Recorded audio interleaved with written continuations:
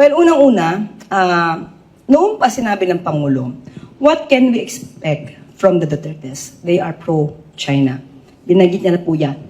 At ano pa rin po ba ang masasabi natin sa mga statement ng congressman?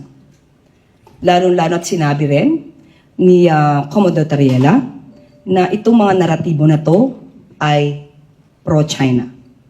So, sila po ba na mga anak ng dating Pangulong Duterte ay lilihis pa po ba sa sinabi ng dating Pangulo? Pero po tayo dito, kung matatandaan niyo po, sinabi niya, Duterte says he is inutil, cannot do anything against China Sea aggression. Siguro natatandaan niyo po ito. So sila ba, na mga anak, sila po ba ang kukontra sa kanilang ama?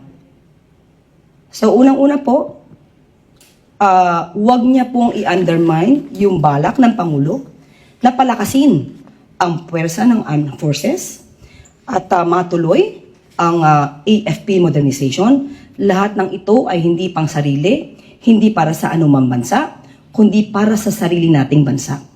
Kailangan nating lumakas ang puwersa natin, hindi para makapaggera, katulad ng sinasabi nila, na pinapanakot nila sa ating mga kababayan, na itong ginagawa ay parang naghahakayat o naghihikayat ng gera. Hindi po yun ang nais ng Pangulo. Kailangan lang pong lumakas din ang ating puwersa at hindi tayo magaya sa nakarang administrasyon na inutil, na ituturing pagdating sa China aggression. Sana madinig din natin sa kanila. Pagka mayroong nadidisgrasya o nasasangkot sa pagwa-water cannon ng bansang China, sana ay maingay din sila.